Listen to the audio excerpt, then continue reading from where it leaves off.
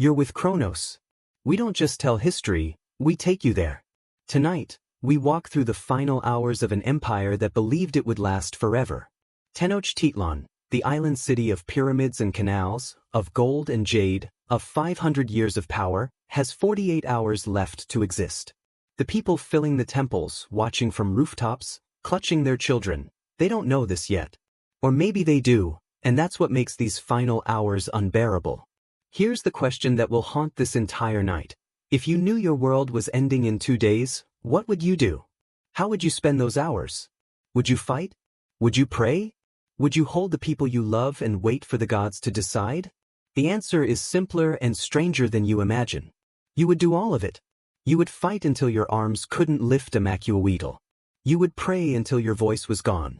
You would watch the sun rise on June 28, 1521, knowing it might be the last sunrise your civilization ever sees. And you would hope, against all evidence, against all reason, that somehow, the gods have not abandoned you. Because this is Tenochtitlán. Not the ruins tourists visit today, not the faded stones beneath Mexico City streets. This is the living city. The largest city in the Americas. A population of over 200,000 souls living on an island in the middle of a lake, connected to the mainland by 3 massive causeways that can be raised and lowered like drawbridges. This is the capital of the Mexica people, the Aztecs, who have dominated central Mexico for nearly 2 centuries. Tonight is the city's last night. You stand on the roof of a nobleman's house in the Tlatelolco district, the northern section of the city. The sun is setting on June 28, 1521. The sky is orange and red, the colors of fire and blood. From here, you can see almost everything. To the south, the Templo Mayor, the Great Temple, rises 70 feet above the city, twin pyramids dedicated to Huitzilopochtli, god of war and sun, and Tlaloc, god of rain. The temples are painted white and blue and red, colors that should be brilliant in the sunset but now look faded, smoke-stained, exhausted. The Spanish have been besieging the city for 75 days. 75 days of fighting, starvation, disease, and slow death. The causeways are cut. 4 weeks now, the Mexico warriors have destroyed sections of the 3 great roads that connect the island to the mainland, trying to stop the Spanish and their indigenous allies from entering. But Cortés has boats, 13 brigantines built from the timber of ships he burned when he first arrived, refitted with sails and cannons. The boats control the lake now. Nothing comes in. Nothing goes out. The city is dying of thirst in the middle of a lake. The Spanish have cut the Chapultepec aqueduct, the stone channel that brings fresh water from the mainland springs. The lake water is brackish, undrinkable. People are drinking from wells dug in courtyards, water that tastes of salt and rot. Dysentery is spreading. So is smallpox, the disease the Spanish brought with them, the invisible weapon more deadly than any sword. You can smell the city from here. Smoke from cooking fires, what little food remains. Smoke from buildings set aflame during fighting. The smell of human waste, because the canals that once carried waste away are now filled with rubble and bodies. The smell of death.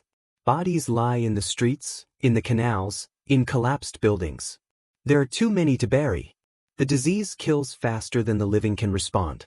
But the city still stands. Damaged, starving, sick, but standing. And the people still hope. 48 hours earlier. June 26th, dawn. The day begins with drums. The huetl, the tall vertical drum made from a hollowed tree trunk, covered with jaguar skin, beats from the top of the Templo Mayor. The rhythm is slow, steady, ceremonial. It has beaten every dawn for as long as anyone can remember. It is the heartbeat of the city, the sound that says, "We endure." Moctezuma II is dead. He has been dead for over a year, killed either by Spanish captors or by stones thrown by his own people who saw him as a traitor. His successor, Cuauhtémoc, died of smallpox after ruling for only 80 days. Now the Tlatoani, the emperor, is Cuauhtémoc. He is 25 years old. His name means descending eagle. He has been emperor for 3 months, and he has spent every day of his reign at war. Cuauhtémoc stands on the steps of the Templo Mayor, watching the sunrise. He wears the turquoise diadem of rulership, the Xihuitzali, a band of woven turquoise mosaic that marks him as the voice of Huitzilopochtli on earth. His cotton armor is stained with blood and soot. His macuahuitl, the wooden sword edged with obsidian blades, hangs at his side. He has not taken it off in weeks. He is surrounded by advisors, priests, and warriors. The Eagle warriors and Jaguar warriors, the elite soldiers who have earned their rank through capturing enemy combatants in battle. They wear their ceremonial costumes, feathered cloaks for the eagles, spotted jaguar pelts for the jaguars. But beneath the ceremony, they are exhausted, starving. Some have wounds that are infected, turning black at the edges. A priest approaches Cuauhtémoc.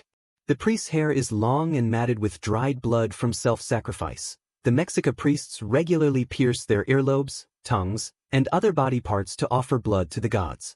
His face is painted black. He speaks in Nahuatl, the language of the Mexica. The omens were true, the priest says. The gods warned us. Cuauhtémoc does not respond immediately. He is thinking of the omens. Everyone is thinking of the omens. 10 years ago, a comet appeared in the eastern sky, visible in daylight, burning bright enough to cast shadows at noon. The priests said it was a sign of catastrophe. Then the temple of Huitzilopochtli caught fire spontaneously, burning despite heavy rain. The lake began to boil inexplicably, flooding parts of the city. A woman's voice was heard wailing through the streets at night. "My children, we are lost. Where shall I take you?" And then the strangers arrived. Men with pale skin and beards, riding animals like deer but larger, horses, though the Mexica had no word for them. Men who wore metal that turned away obsidian blades. Men who carried weapons that roared like thunder and killed from a distance. Men led by Hernán Cortés, a man the Mexica thought might be the returning god Quetzalcoatl, until it became clear he was simply a man, a ruthless, brilliant man who wanted gold and power and would destroy anything to get them. The gods have not abandoned us, Cuauhtémoc finally says. We fight because we are Mexica. Because this is our city. Because our fathers and grandfathers built this from nothing, and we will not surrender it. The priest bows and retreats. But his eyes say what his mouth does not. The gods have abandoned us. We are already dead. Let's go back. Not far, just a few years. You need to understand what Tenochtitlan was before you can understand what it's losing. 1519, 2 years before the siege. Tenochtitlan is at the height of its power. The city is 196 years old, founded in 1325 when the Mexica people, following a prophecy, found an eagle perched on a cactus, eating a serpent, on an island in Lake Texcoco. They built their city there, on that swampy island, because the gods told them to. And they built something miraculous. The island is expanded using chinampas, floating gardens made by driving stakes into the lake bed, weaving reeds between them, and piling mud and vegetation until the structure becomes solid land. These chinampas are incredibly fertile. Farmers grow maize, beans, squash, tomatoes, chili peppers, amaranth, and flowers, always flowers, because the Mexica love flowers with a passion that seems almost religious. The chinampas produce enough food to feed 200,000 people. The city is organized into 4 quarters, each with its own temples, markets, and administrative buildings. At the center, where the 4 quarters meet, stands the Templo Mayor and the ceremonial precinct, a walled area containing dozens of temples, pyramids, skull racks displaying the remains of sacrificial victims, ball courts for the sacred game of Ulamalisli, schools for nobles and priests, and the palace of the Tlahtoni. The Templo Mayor is the heart. Twin staircases, steep and painted with serpents, lead to 2 temples at the summit. The northern temple is dedicated to Tlaloc, god of rain and agriculture, painted blue to represent water.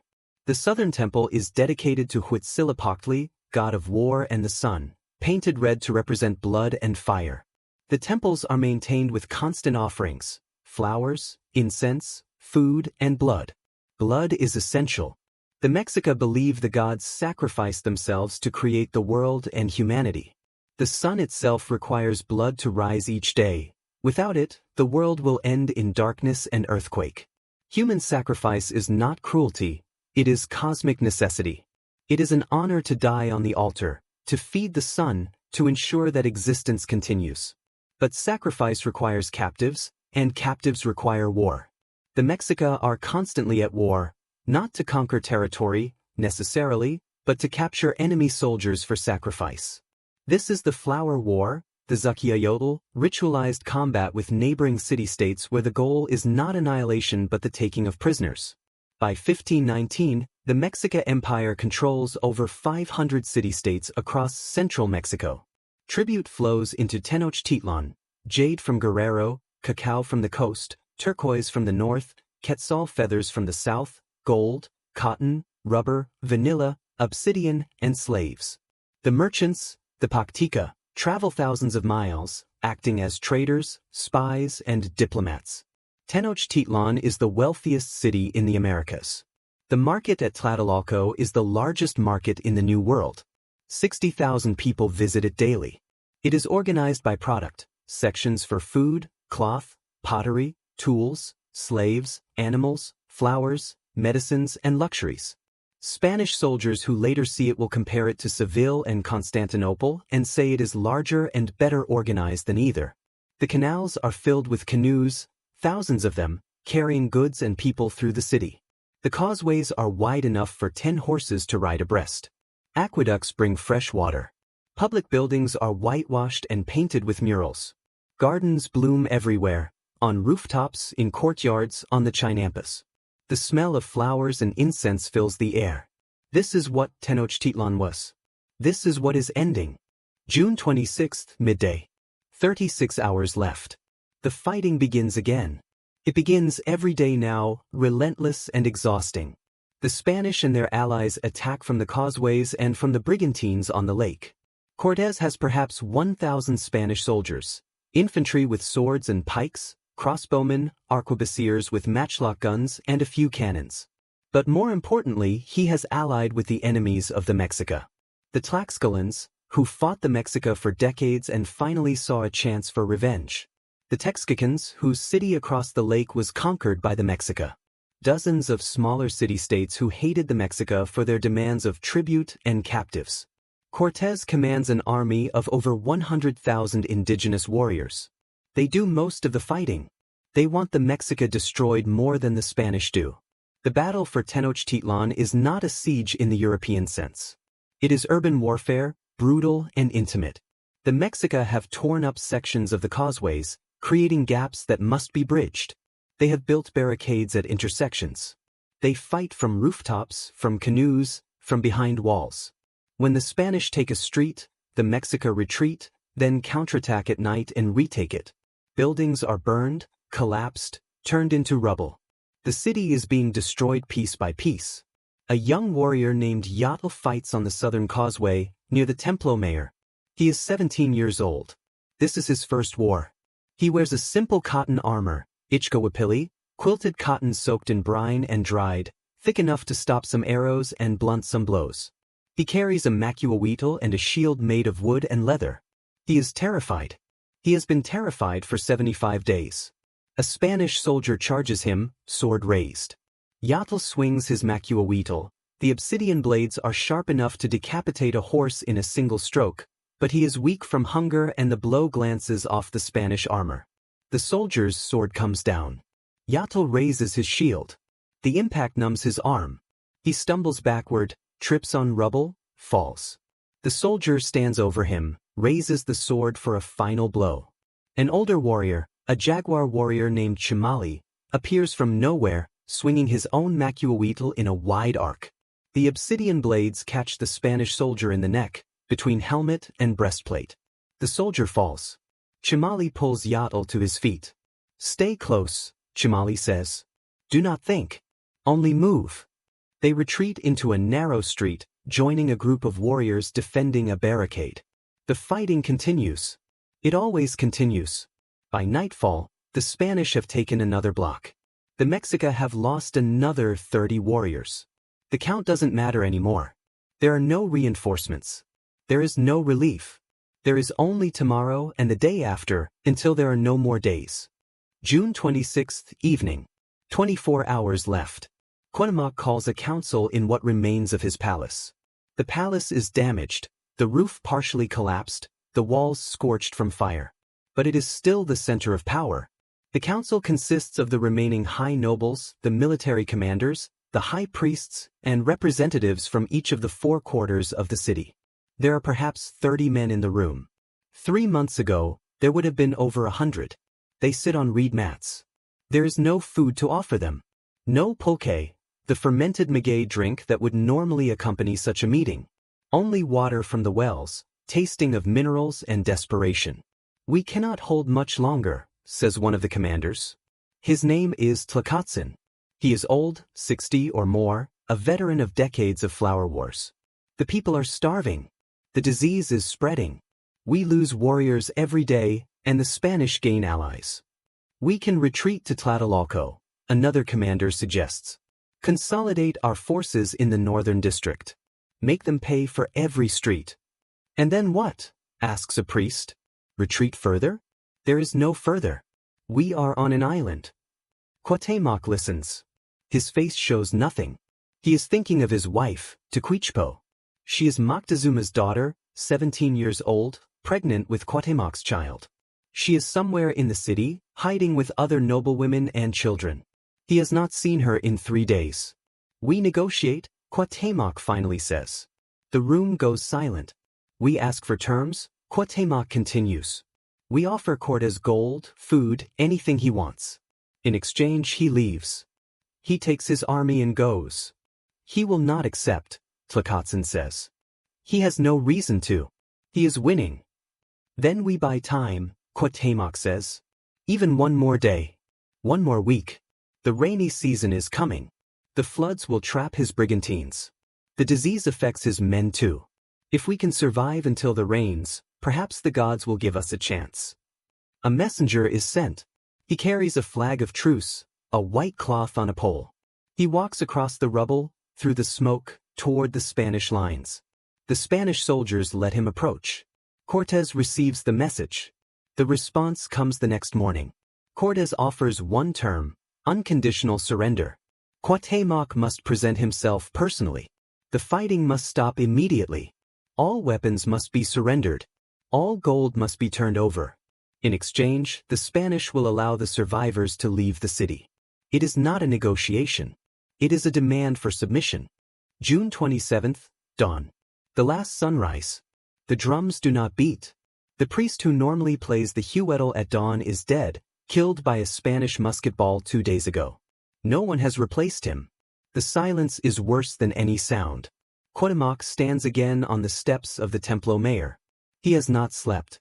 He looks at the city, his city, in the growing light. Tenochtitlan is dying. The canals are clogged with debris and corpses. The chinampas are burned or abandoned. Buildings are collapsed or burning. The streets are empty except for soldiers and the bodies of the dead. The great market of Tlatelolco is silent. No vendors, no buyers, no life. He sees smoke rising from dozens of fires. He sees vultures circling. He sees the Spanish brigantines on the lake, their sails white in the dawn, waiting like predators. He makes his decision. He will not surrender. He will fight until the gods take him, and if the gods will not take him, he will die with his city. He calls for the remaining warriors. There are perhaps 3,000 left who can still fight. They gather in the ceremonial precinct. They are silent. They know what is coming. Cuauhtémoc speaks. His voice is hoarse but clear. "We are Mexica," he says. "We do not kneel. We do not beg. If this is the end, we meet it standing." The warriors strike their shields. The sound echoes off the temple walls, a thunder that says, "We are here. We still breathe. We still resist." The Spanish attack at midday. They attack from all 3 causeways simultaneously. The brigantines launch cannonballs into the city, smashing buildings, collapsing walls. The indigenous allies swarm the barricades. The Mexica fight. They fight house by house, street by street. Yatl is there, still alive, still swinging his macuahuitl even though his arms feel like stone. Chimali is beside him, bleeding from a dozen wounds, refusing to fall. They retreat, slowly, step by step, toward the northern quarter. By evening, the Spanish have taken the ceremonial precinct. They plant their flag on the Templo Mayor. The twin temples of Huitzilopochtli and Tlaloc burn. June 27th, night. The last night. Cuauhtémoc retreats to Tlatelolco. Thousands of civilians have crowded into the northern quarter, women, children, the elderly, the sick. They have nowhere else to go. The canals are blocked. The causeways are taken. The lake is controlled by Spanish boats. They wait in the courtyards, on rooftops, in the streets. They are silent. Some pray. Some simply sit and stare at nothing. The smell of death is overwhelming. Cuauhtémoc finds Tenochtitlán in a nobleman's house. She is alive, thin and pale but alive. They hold each other. They do not speak. There is nothing to say that they do not already know. A priest approaches. He carries the sacred bundle, a wrapped package containing the sacred objects of Huitzilopochtli, the symbols of Mexica power and identity. The priest's voice is barely a whisper. The city falls, the priest says. But the gods do not die. The people do not end. As long as one of us remembers, we continue. Cuauhtémoc takes the bundle. He gives it to a trusted servant with instructions. Take it north, into the mountains, hide it where the Spanish cannot find it. Keep it safe until the people are ready to remember. The servant disappears into the night. Cuauhtémoc stands on a rooftop, looking south toward the Templo Mayor. The temples are gone, consumed by flames. The smoke rises black against the stars. He thinks of his grandfather's stories. How the Mexica were once a poor nomadic people, wandering the deserts, despised and driven away by every city they approached. How they came to this lake and built a city from nothing. How they rose to dominate an empire. How they believed they were chosen by the gods to keep the sun rising, to keep the world from ending. And now it ends. Not because the sun stopped rising, but because other men, pale men from across an ocean the Mexica never knew existed, wanted gold and land and saw an empire standing in their way. He wonders if the gods are watching. He wonders if they care. The fighting begins again at dawn. The last dawn. June 28, 1521. The final hours. The Spanish and their allies attack Tlatelolco from all sides. There is no strategy anymore, no tactics. It is simply slaughter. The Mexica are trapped, starving, sick, outnumbered by 50-1. They fight because there is nothing else to do. Yatl is hit by a Spanish crossbow bolt. It enters his chest just below the collarbone. He falls. Chimali tries to reach him but is driven back by Spanish soldiers. Yatl lies in the street, watching the sky, watching the smoke, bleeding out slowly. He is 17 years old. He will never see 18. He thinks of his mother, who died of smallpox a month ago.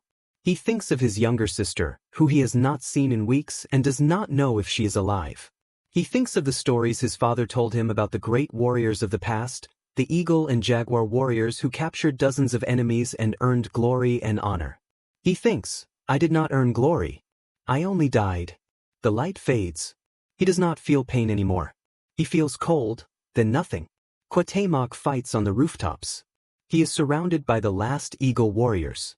They are making a final stand, not because they believe they can win, but because this is what warriors do. They fight until the gods decide. A Spanish musket ball hits Cuauhtémoc in the shoulder. He falls.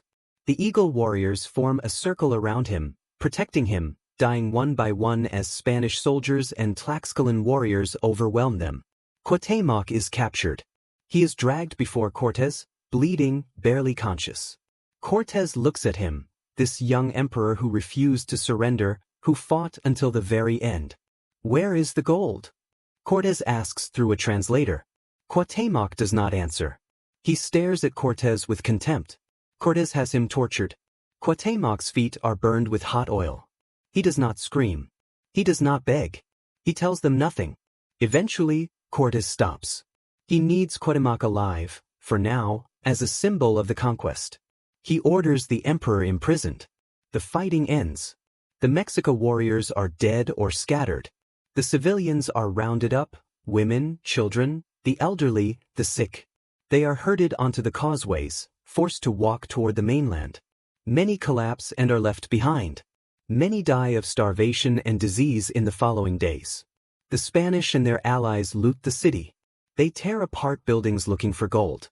They smash the statues of Huitzilopochtli and Tlaloc. They desecrate the temples. They take everything of value and burn what remains. Tenochtitlan is over. The aftermath is silence. Cortés will order the city demolished. Over the next months and years, the pyramids will be torn down, the stones used to build Spanish churches. The canals will be filled in. The chinampas will be destroyed. Lake Texcoco will be drained. The city that was built on water will become a city of stone and dust. The population of central Mexico before Spanish arrival, approximately 25 million people. 50 years later, fewer than 3 million. The rest die of disease, war, slavery, and starvation. Smallpox, typhus, measles, diseases the indigenous people have no immunity to, sweep through the population like wildfire. Entire cities are abandoned. Fields go unplanted. Cultures vanish. The Mexica survive, but they are changed. The language, Nahuatl, survives but is written in Spanish script. The gods are syncretized with Catholic saints. Huitzilopochtli becomes conflated with St. James. Tenantzin becomes the Virgin of Guadalupe. The stories survive in fragments. The Florentine Codex, written by Bernardino de Sahagun with the help of Mexica elders who remembered the old days. Codices that escaped Spanish bonfires, hidden and preserved. Cuauhtémoc survives for 4 years. He is kept as a captive, paraded as proof of Spanish victory. In 1525, Cortés has him hanged on suspicion of plotting rebellion. He dies at age 29. His last words, according to legend, "I knew you would kill me. I should have killed myself when I had the chance." The Templo Mayor is buried. For over 400 years, it sits beneath Mexico City, forgotten. In 1978, electrical workers digging in downtown Mexico City uncover a massive stone disc, the Coilzocui stone, depicting the dismembered moon goddess. Archaeologists excavate. They find the Templo Mayor, layer by layer, pyramid built on pyramid, stretching back 200 years. The ruins are now a museum. You can visit. You can stand where Cuauhtémoc stood and look at what remains: foundation stones, offering boxes, carved serpents, the faces of gods eroded by time and centuries of burial. The city is gone. The empire is gone. The people survive, transformed and mixed and changed, but carrying the memory in their blood, their language, their stories. This is what endings look like. Not sudden, not clean. Slow, hungry. A 75-day siege that grinds a city into rubble and starves a people into submission. History turns on logistics, on cut aqueducts and blocked causeways, on disease and exhaustion, on allies who switch sides, on guns and horses and steel that obsidian cannot match. Tenochtitlan fell because it was isolated. Because centuries of demanding tribute and captives made enemies of every city within reach. Because the Spanish were ruthless and brilliant and willing to use any advantage. Because smallpox killed indiscriminately. Because empires, no matter how strong, are fragile when the world changes faster than they can adapt. But what the city preserved does not die. The language survives. Nahuatl is still spoken by over 1 million people in Mexico. The food survives. Tomatoes, chocolate, chili peppers, maize, foods the Mexica cultivated and the world now cannot imagine living without. The stories survive in codices and oral traditions. The blood survives, mixed with Spanish, with African, with other indigenous peoples, creating new people, new cultures. The memory of Tenochtitlan, of the city on the lake, of the pyramids and canals, of the empire that rose from nothing, remains. It is taught in schools. It is commemorated in monuments. It is debated by historians. It shapes Mexican identity, the understanding of who the people are and where they came from. You can stand in the Zocalo, the main square of Mexico City, built on the ruins of the Templo Mayor, and feel the weight of it. Beneath your feet, 500 years of history, layer upon layer. The Aztec Ceremonial Center, buried under Spanish colonial buildings, buried under modern streets and subways. All of it still there, compressed, waiting. This is history. Not myths. Not legends. Real people, real decisions, real consequences. An empire that lasted 5 centuries. An emperor who died fighting rather than kneel. A siege that ground on for 75 days until exhaustion did what courage could not prevent. And 48 hours, 2 days, when the people of Tenochtitlan knew the end was coming and faced it with whatever strength they had left. If you want more stories like this, stories that take you inside the moments that shaped our world, subscribe to CHRONOS. Hit the notification bell. Leave a comment telling us what you want to see next. Because history isn't just dates and battles. It's people. It's choices. It's the moment when everything changes and nothing will ever be the same. Hit that like button if the story moved you. Share it with someone who needs to understand what it means to stand for something even when the odds are impossible. Because that's what Tenochtitlan did. For 75 days, it stood. And when it fell fighting. This is CHRONOS. We don't just tell history. We take you there.